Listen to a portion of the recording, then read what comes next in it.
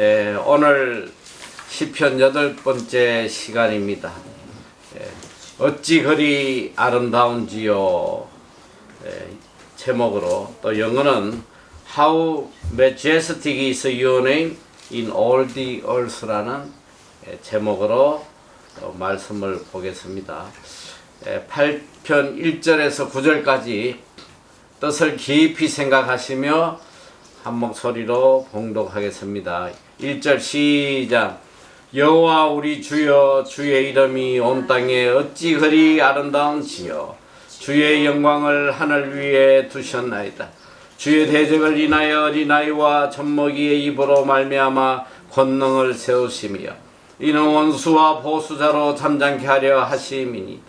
주의 손가락으로 만드신 주의 하늘과 주의 베풀어 두신 달과 별들을 내가 보니 사람이 무엇이간데 주께서 저를 생각하시며 인자가 무엇이간데 주께서 저를 공고하시나이까.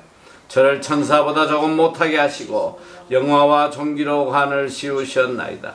주의 손으로 만드신 것을 다스리게 하시고 만물을 그 발 아래에 두셨으니 곧 모든 우양과 들짐승이여 공중의 새와 바다의 어족과 해로에 다니는 것이니이다. 여호와 우리 주여, 주의 이름이 온 땅에 어찌 그리 아름다운지요. 아멘. 오늘은 이 다윗이 하나님이 세우신 우주 만물을 보며 하나님을 찬양하는 시입니다. 1절에 보면 여호와 우리 주여, 주의 이름이 온 땅에 어찌 그리 아름다운지요. 주의 영광을 하늘 위에 두셨나이다. 여러분은 이 우주를 보면서 또 아름다운 자연을 보면서 무슨 생각을 하고 살아갑니까? 오늘 우리는 모든 사람들이 세계에서 제일 아름답다고 하는 이 뉴질랜드 땅에 살아가고 있습니다. 참 아름답죠. 가는 곳마다 참 하나님의 위대하심이 느껴지는 그런 아름다운 곳입니다. 제가 27년 전에 뉴질랜드 유학을 왔을 때 그때 그 모습이 아직도 너무나 눈에 생생합니다. 4월달인데 이 하버 브릿지를 넘어갈 때에 그날따라 참 날이 좋았어요. 이 바다와 주위에 이런 풍경을 보는데 잠시 이렇게 혼돈을 할 정도로, 야, 이게 그림인가 실제인가 할 정도로 너무나도 자연이 아름다웠습니다. 참 그렇게 아름다운 자연인데도 사실 신학 공부를 하는 동안은 그 아름다운 자연이 그렇게 제 마음에 느껴지지 않더라고요. 아무리 푸른 바다를 봐도 그게 푸르게 보이지도 않고, 또 아무리 아름다운 풍경을 봐도 그게 그렇게 아름답게 느껴지지 않아요. 왜냐?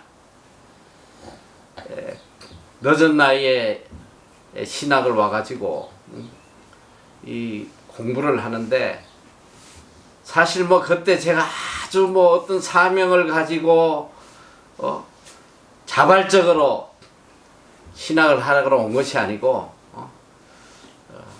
계속 하나님을 피해 다니다가 죽도록 매를 맞고 끌려온 상태이기 때문에 뭐 믿음도 그렇게 시원찮을 때인데, 그때 그 상황이 제한테는 너무 두려움으로 가득 차 있었어요. 나이 40이 돼서 뭐 집 하나 달랑 팔아서 유학을 왔으니까 이게 앞으로 내 인생이 어떻게 될까?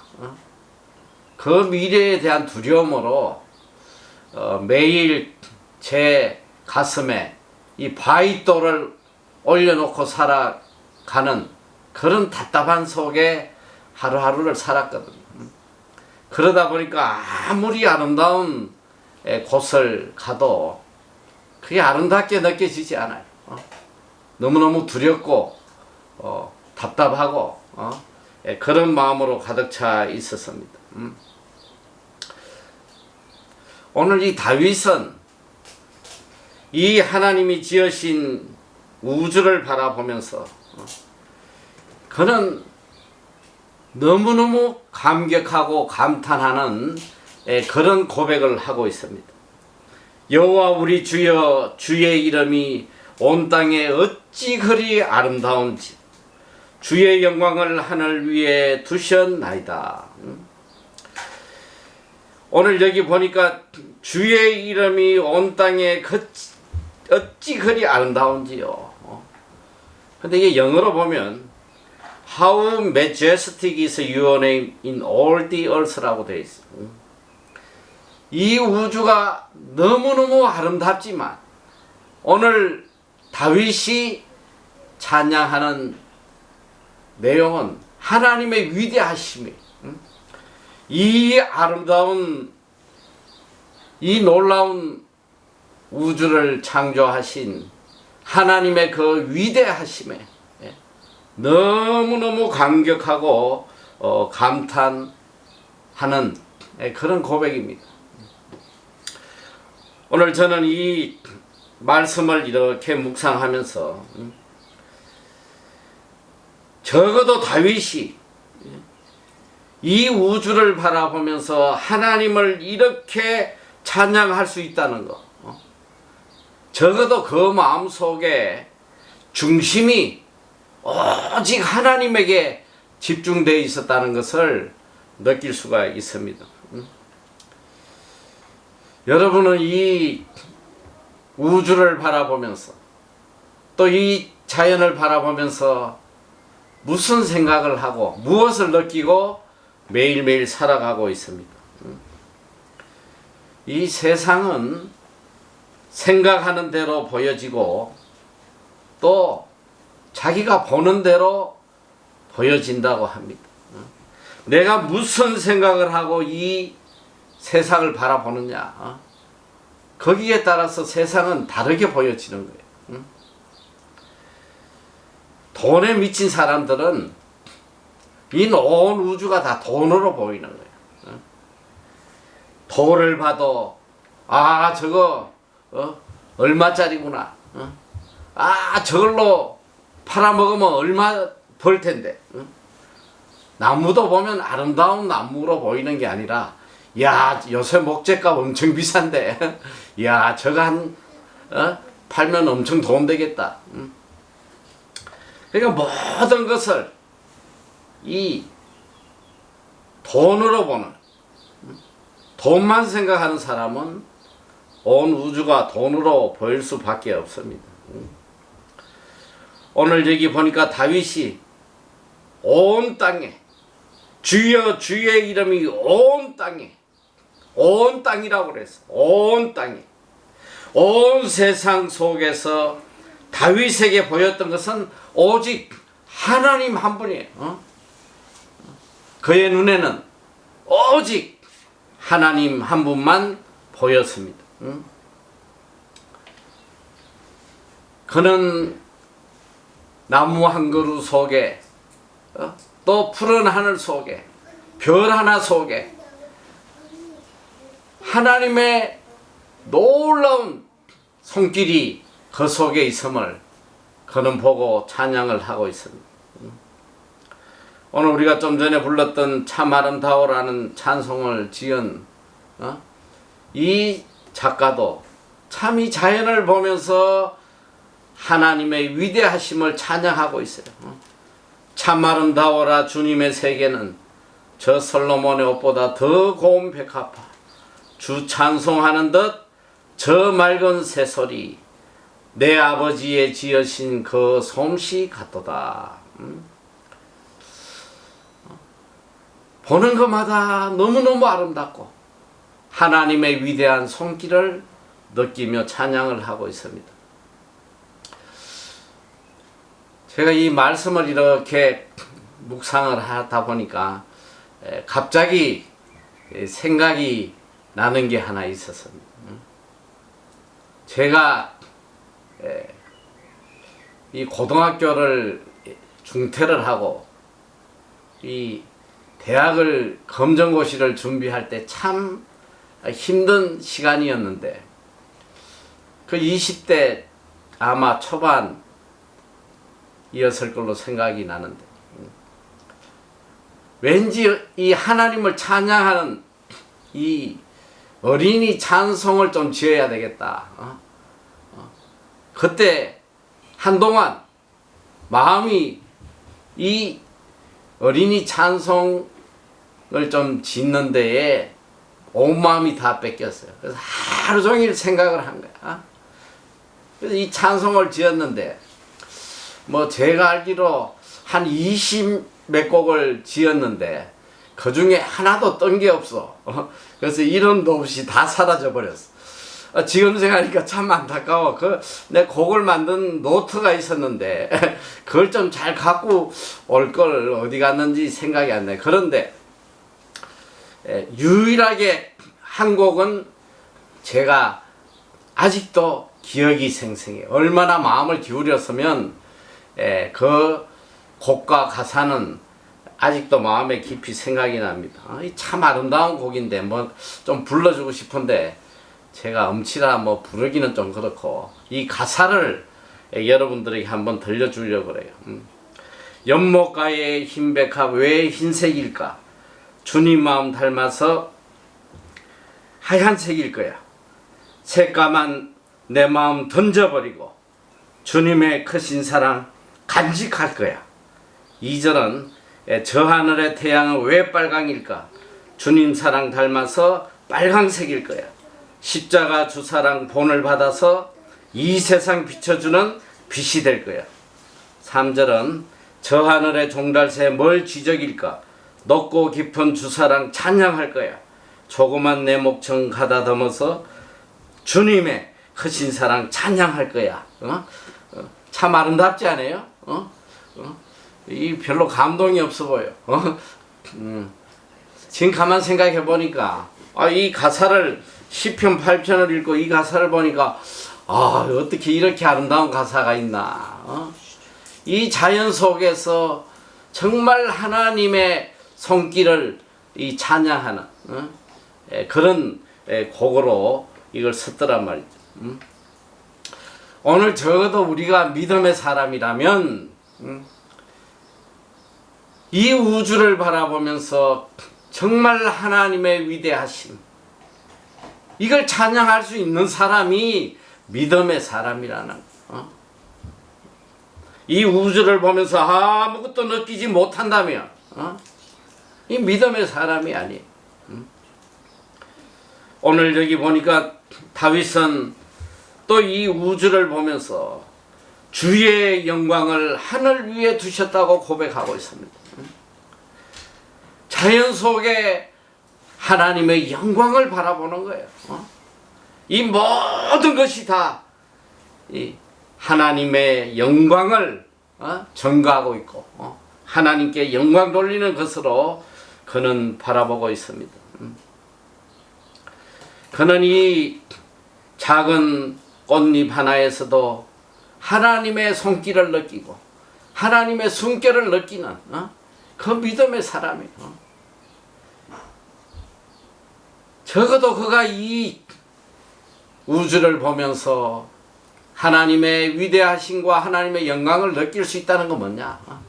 그의 마음이 오직 하나님에게 집중되어 있고 오직 하나님으로 그 마음이 똘똘 뭉쳐져 있다는 걸 우리가 볼 수 있습니다. 그리고 그는 2절에 이렇게 고백을 합니다.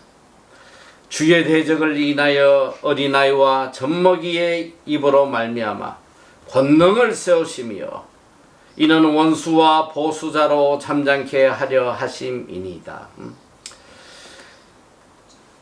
주의 대적을 인하여 어린아이와 젖먹이의 입으로.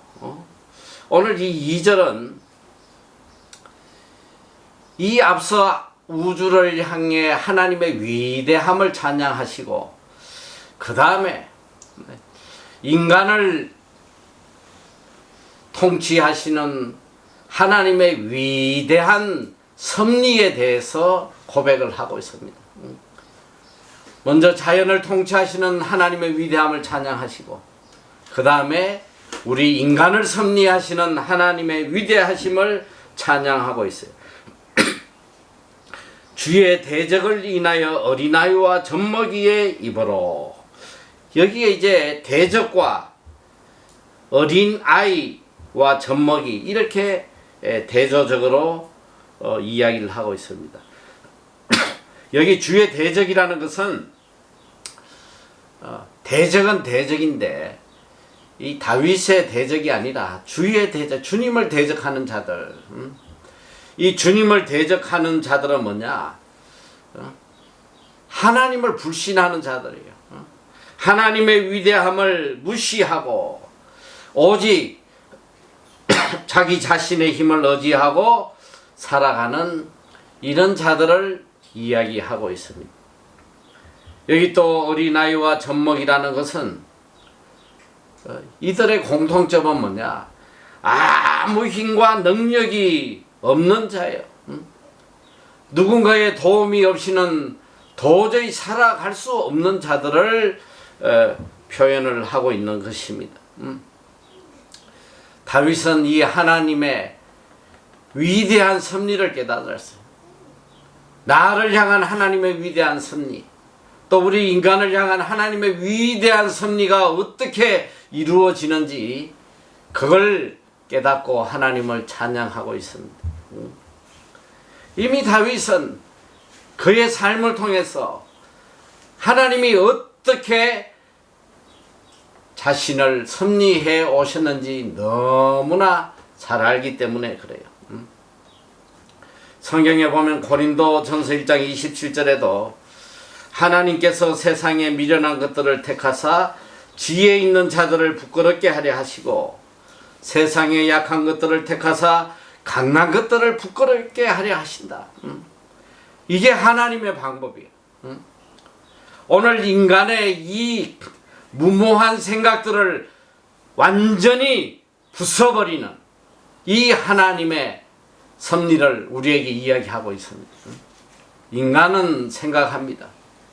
지혜가 있어야 되고 능력이 있어야 되고 가진 것이 있어야 되고 남들보다 뛰어나야 되고 이런 자들이 이 세상에서 권능을 행하고 능력 있는 자로 대우받고 살 거라고 다들 착각하고 있지만 하나님의 섭리는 그것이 아니라는 것을 다윗은 고백하고 찬양하고 있는 거예요.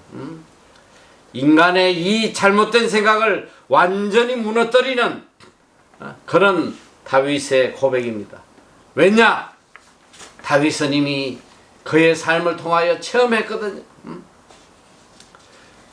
그는 골리앗이라는 위대한 이 용사와 싸워서 그를 이겼습니다.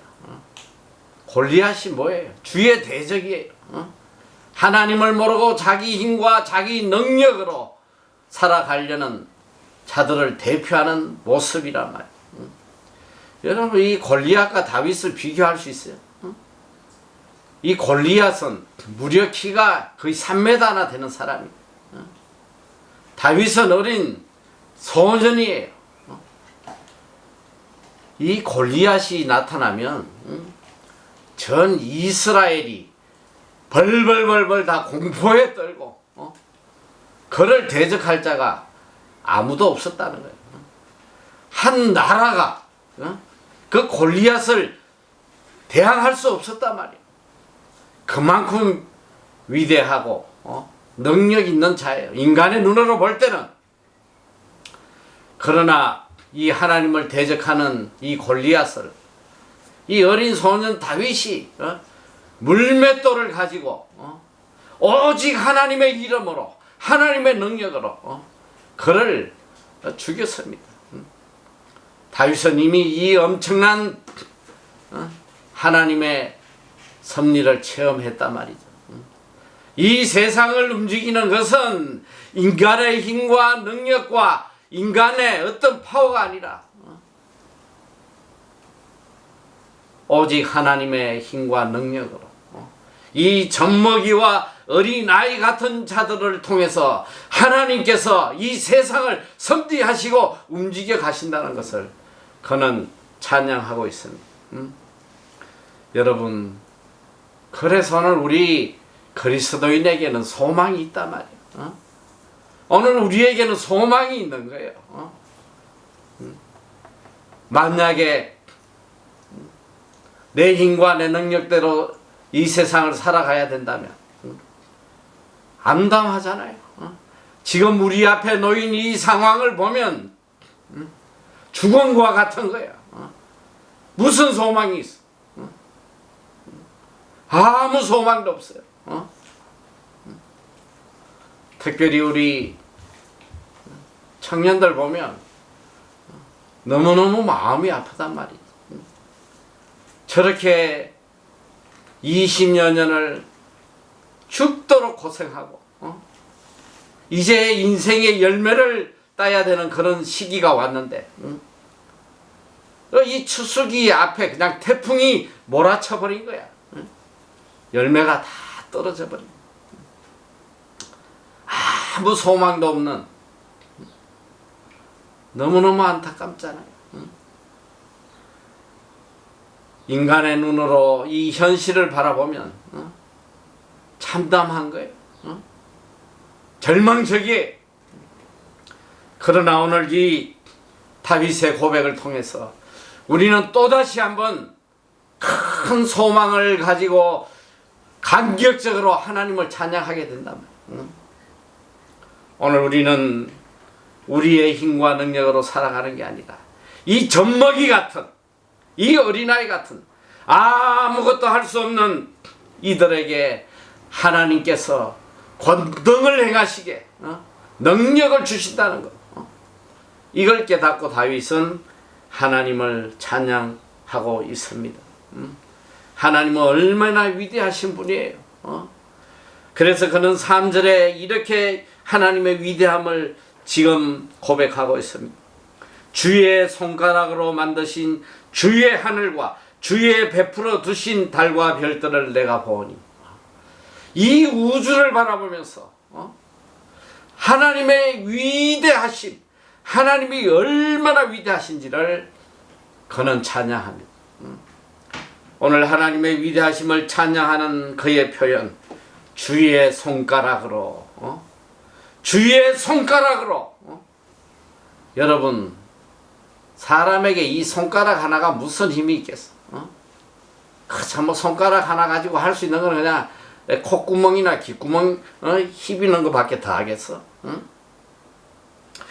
이 주의 손가락, 이 하나로 하나님은 온 우주를 창조하신 분이라는 것을 그는 찬양하고 있어요. 하나님은 위대하신 분이에요. 하나님은 능치 못함이 없으시는 분이다 말이에요. 그래서 우리의 발길이 닿는 모든 곳에는 with God nothing is impossible. 우리의 발길이 머무는 곳에 어느 곳에나 적혀있는 이 글귀가 뭐냐? with God nothing is impossible.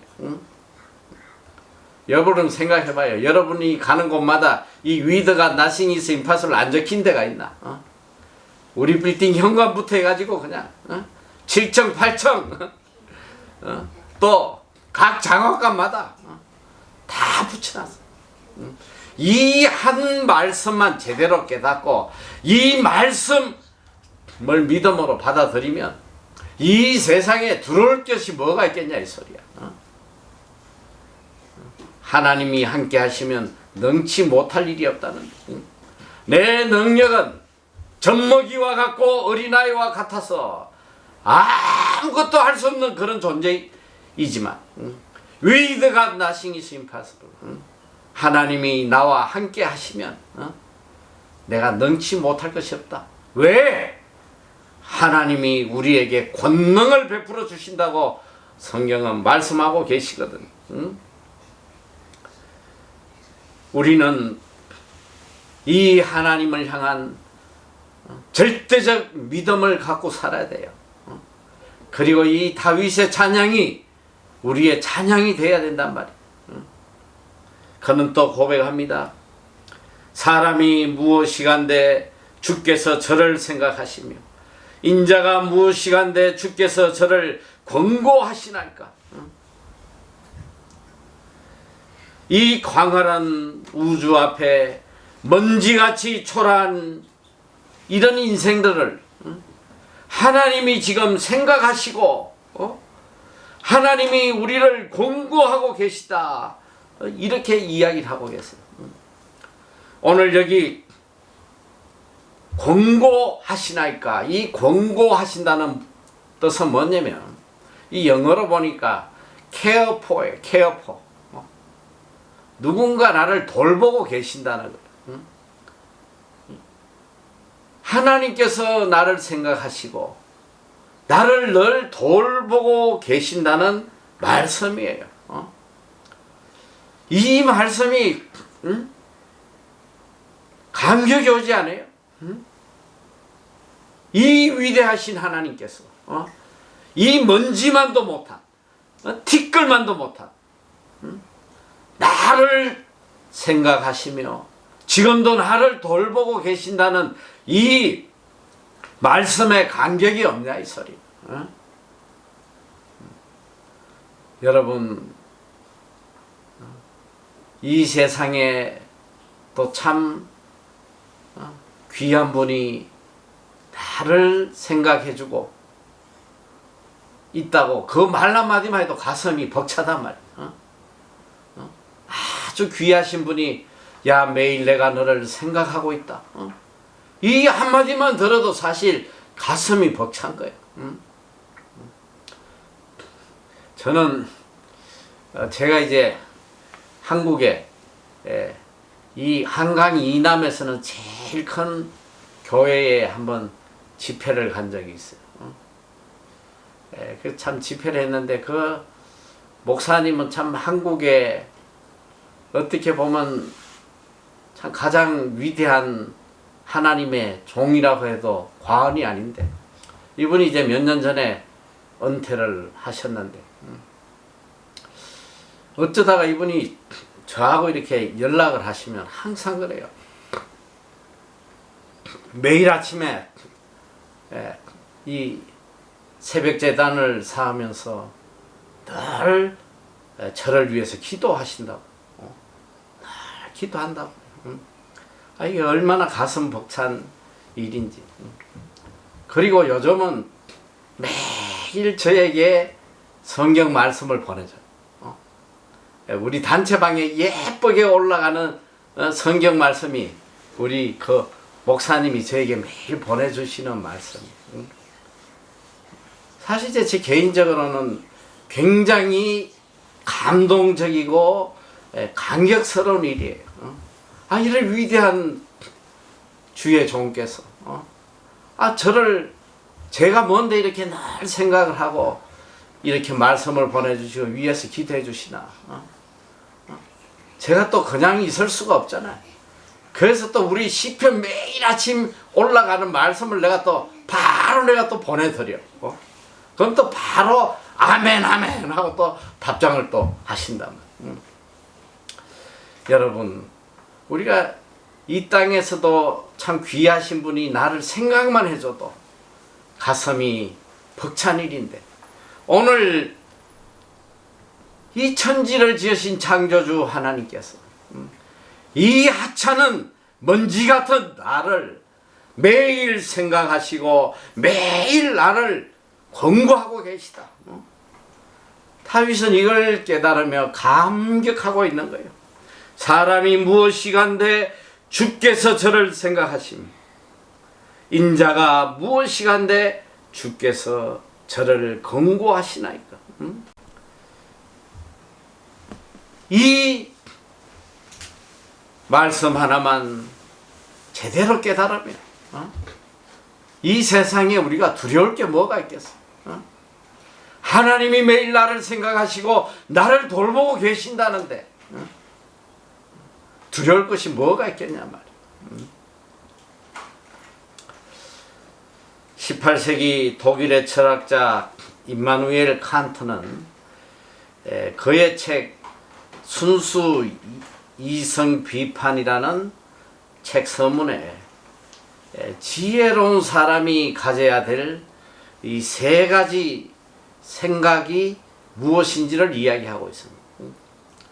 이 지혜로운 사람이 가져야 될 생각, 첫째는 내가 누구냐를 생각할 줄 알아야 된다는 거예요. 내가 누구냐? Who am I? 내가 도대체 누군가? 내 존재를 깨닫는 자가 지혜로운 자예요. 둘째는 나의 때와 한계를 생각할 줄 아는 자가 지혜롭다고 해요. 나의 때, 나의 한계. 내가 이 세상을 떠날 때를 이걸 깨닫고 살아가는 자가 지혜로운 자예요. 그리고 내 능력에 한계가 있다는 걸 깨닫는 자가 지혜로워요. I can do. I can do. 나는 할 수 있어. 이 미친놈의 소리란 말이야. 서점에 가면 이런 책이 많아요. 당신은 할 수 있습니다. I can do. 뭘 할 수 있다는 거야, 인간이. 인간이 할 수 있는 게 도대체 뭐가 있다는 거예요. 나의 능력의 한계를 깨닫고 살아가는 이것이 지혜로운 사람. 셋째는 궁극성을 생각할 수 있는 자가 지혜로운 자라고 해요. 이 궁극성, 이것은 뭐냐면 종말론적 생각을 가지고 살아야지 지혜롭다는 거예요. 이 땅의 마음을 빼앗기고 살아가는 게 아니라 종말론적으로 영원한 세계의 종말론적 세계관을 가지고 살아가는 자가 지혜롭다는 거예요. 여러분, 내가 누굽니까? 내가 누구인지를 깨달아야지 내가 하나님과의 올바른 관계도 가질 수 있고 올바른 신앙관을 가질 수 있습니다. 이 프랑스의 대표적 문학가의 몽테뉴는 전 세계를 알면서도 자기 자신을 모르는 인간이 너무 많다는 거예요. 많은 걸 알아요. 국어도 알고 영어도 알고 뭐 과학도 알고 세상에 많은 지식을 아는데 정작 알아야 될 내 자신에 대해서 무지한 인간들이 너무 많다는 거죠.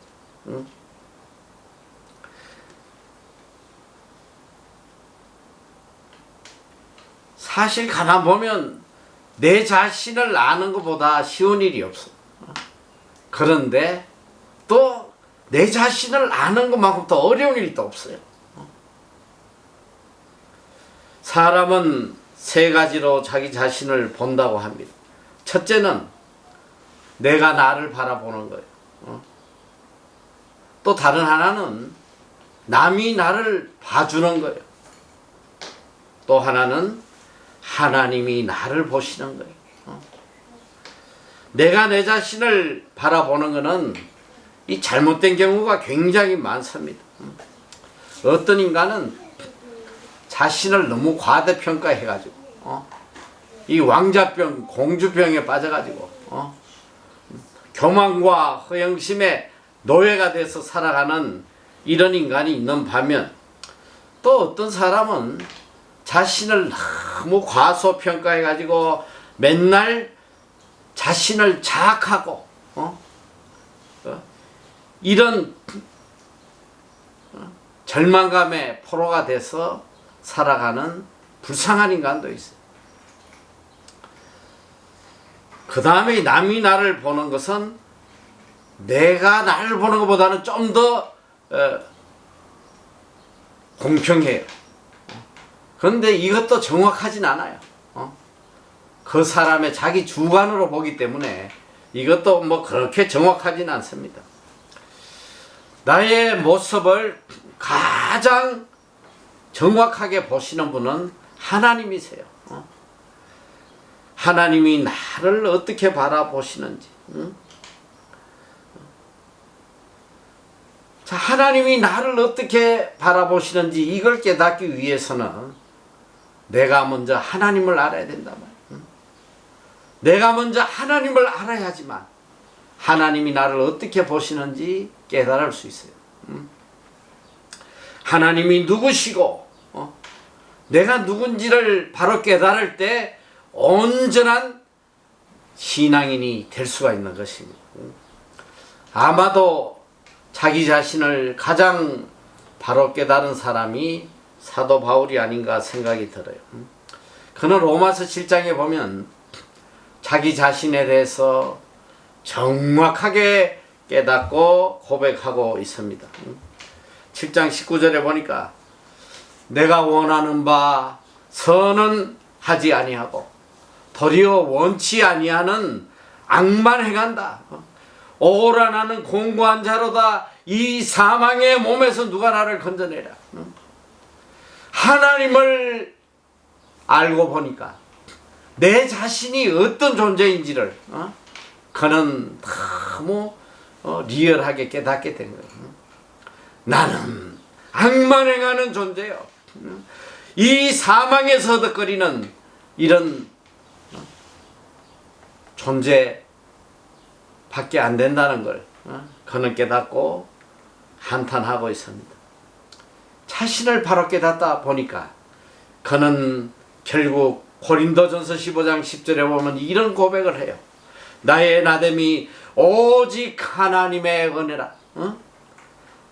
오늘 나의 나됨은 오직 하나님의 은혜로 내가 존재하는 거다.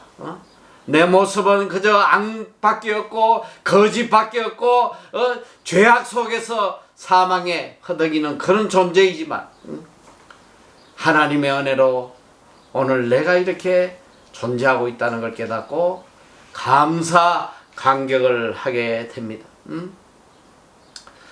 이 파스칼은 그의 책 팡세에서 유명한 말을 해요. 우리가 하나님을 알지 않고서는 내가 누구인지를 알 수가 없다. 내가 누군지를 알지 못하면 필연적으로 불안할 수밖에 없다. 이렇게 이야기했어요. 오늘 우리가 제일 먼저 알아야 될 것은 하나님을 알아야 돼요. 하나님은 어떤 분이시고 하나님은 나를 얼마나 사랑하시는지 하나님을 알지 못하고 나는 절대로 하나님 앞에 온전한 자로 살아갈 수가 없단 말이에요. 오늘 다윗은 이 위대하신 하나님을 너무너무 잘 알았어요.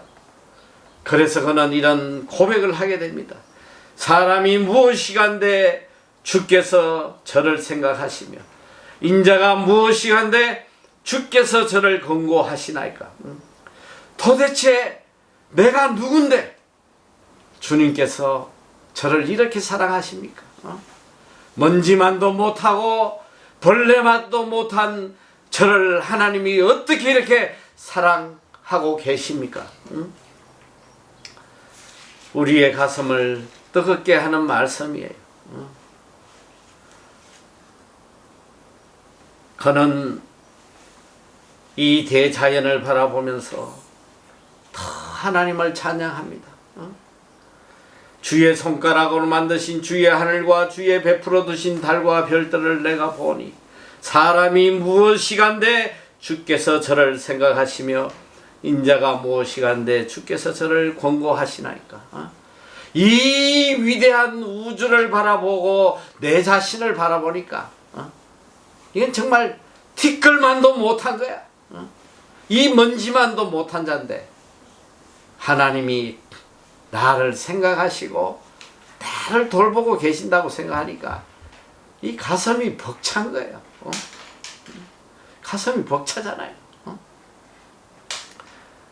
여러분 우주를 바라보며 오늘 인간을 한번 보란 말이야. 어제 아침에 집을 나가는데 내가 대문 앞에 우리 집에 저 홈리스 고양이들이 몇 마리 있어. 그래서 늘 걔들 그 챙겨 먹이느라고 이 우리 집 그 데크에 이 검은 고양이가 하나 있고 노란 고양이가 하나 늘 오는데 거기다가 이렇게 먹이를 갖다 놓으면 이 검은 놈이 좀 새. 그래야 이 노란 게 근처에 가지를 못해요. 그래가지고 얻어먹지도 못하고 맨날 빌빌거리다가 그래도 이게 머리가 있어가지고 또 이 우리 현관 앞에 와서 기다려. 밥 달라고.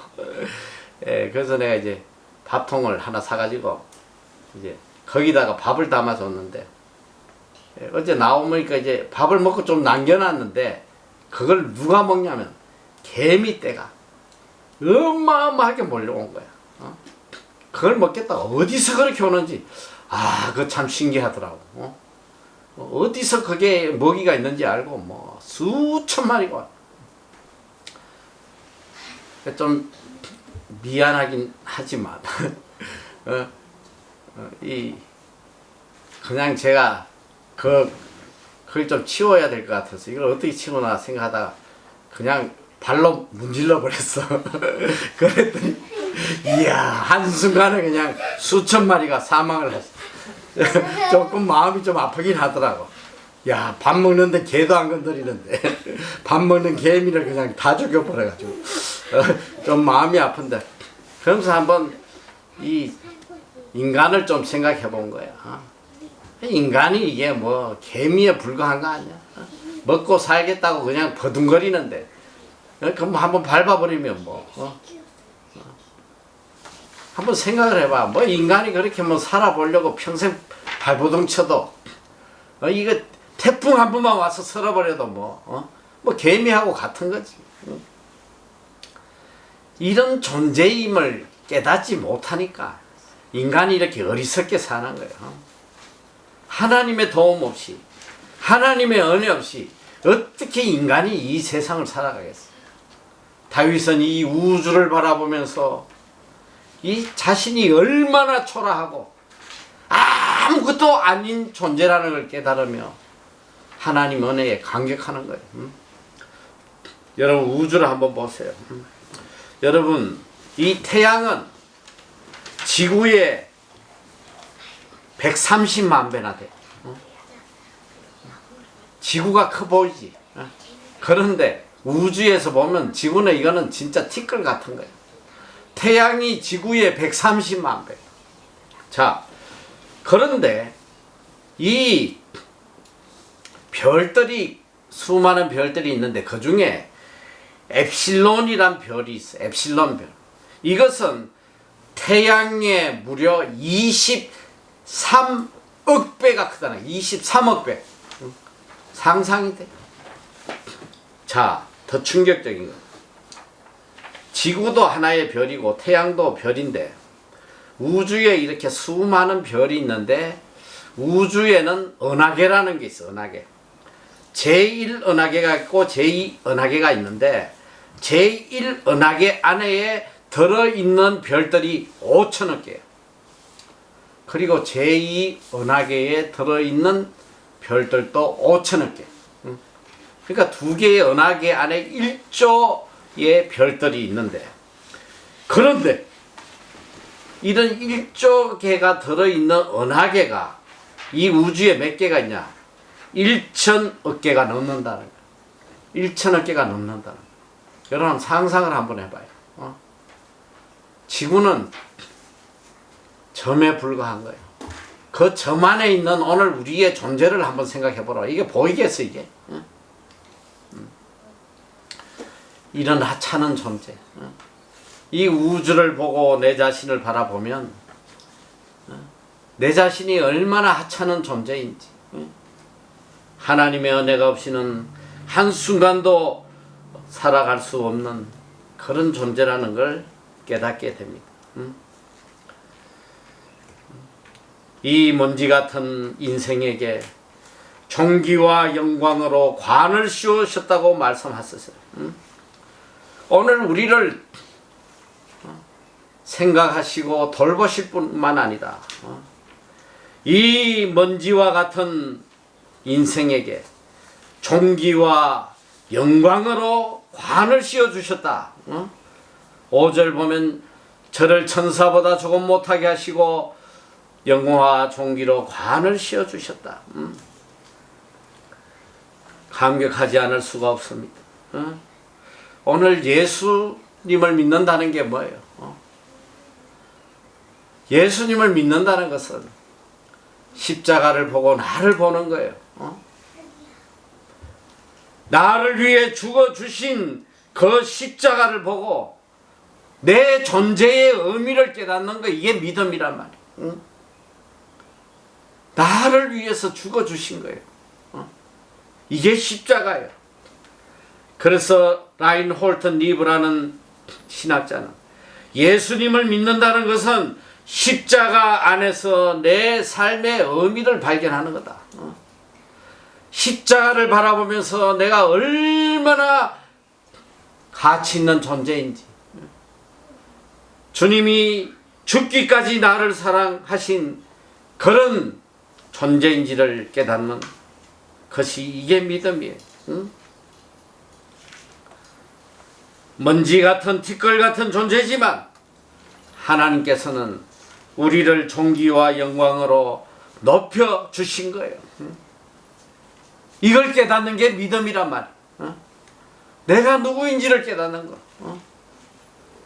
티끌만도 못한 이런 존재이지만 또 주님이 십자가에 죽기까지 사랑하셨던 그런 존재라는 거. 이걸 깨닫는 게 믿음이에요. 저를 천사보다 조금 못하게 하시고 영화와 존귀로 관을 씌우셨도다. 자, 오늘 제가 읽은 이 성경은 이 개역 성경이 옛날 성경인데, 요즘 개역 개정에는 어떻게 나오냐면, 그를 천사보다 조금 못하게 하시고가 아니고 그를 하나님보다 조금 못하게 하시고, 이렇게 돼 있어요. 이게 원어에는 이게 맞는 말이에요. 하나님보다 못하게, 조금 못하게 하셨다. 그런데 왜 우리 선조들이 과거에 이걸 하나님으로 번역을 하지 않고 천사로 했냐면, 인간을 하나님보다 조금 못하게 이렇게 번역을 하려니까 너무 마음이 찔려가지고 도저히 이걸 하나님이라고 적을 수가 없었다는 거야. 이 더러운 죄인이 어떻게 하나님보다 조금 못하다고 할 수 있을까 해서 천사로 이제 했다는데, 원래 원어는 이게 하나님보다 조금 못하기가 맞아요. 참 놀랍잖아요. 하나님보다 조금 못하게 우리를 지으셨다는 거예요. 우리를 하나님의 형상대로 지으신 거예요.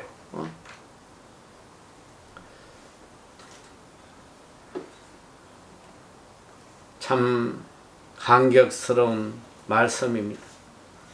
그리고 하나님은 우리에게 사명을 주셨어요.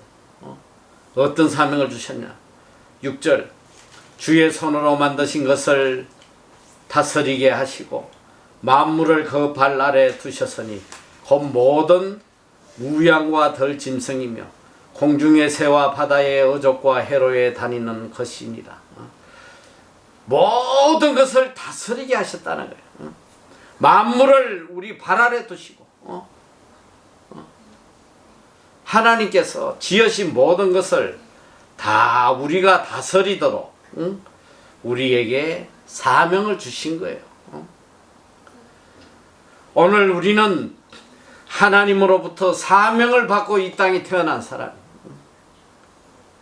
이 사명을 가지고 이 우주를 다스리고 이 하나님의 뜻에 따라서 이 사명을 이루어 나가야 된다.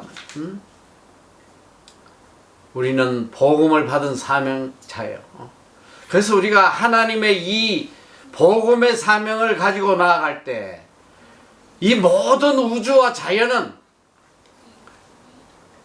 우리를 돕게 돼 있단 말이야. 우리를 돕고 우리가 이 사명을 이루어 가는 데에 하나가 돼서 힘이 되어 주는 거예요. 이게 하나님의 창조의 원리란 말이에요. 내가 사명자, 복음의 사명자, 이 하나님의 사명을 가지고 이 사명자로서 이 본분을 다할 때에 이 모든 우주 만물이 나를 돕고 나를 위해 존재한다는 거. 이 참 얼마나 신나는 일이에요. 얼마나 감격스러운 거예요.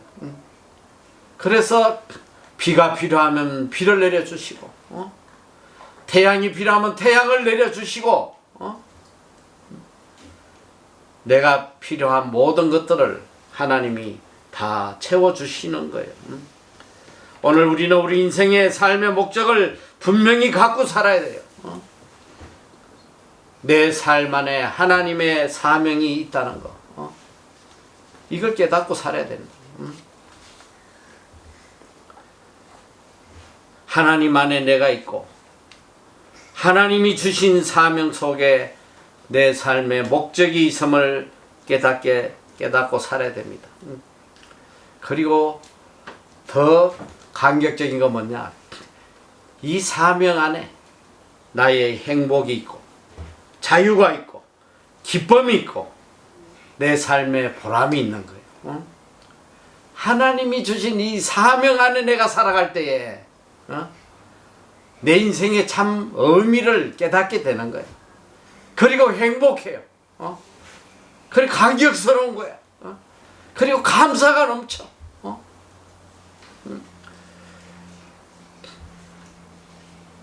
하나님의 크신 섭리 속에 놀라운 경륜 속에 그 엄청난 사랑 안에 내가 있음을 깨달아야 됩니다. 하나님께서는 나를 영화와 존귀로 관을 씌우셨습니다. 그 이유는 내가 하나님의 사명자 때문에 그래요. 내가 하나님으로부터 사명을 받은 자이기 때문에 하나님은 영화와 존귀로 관을 씌워 주신 것입니다. 다윗은 이걸 깨달았기 때문에 그는 하나님을 찬양합니다. 마지막 8절 그는 다시 위대하신 하나님을 찬양하며 이 시편을 마무리합니다. 여호와 우리 주여 주의 이름이 온 땅에 어찌 그리 아름다운지요.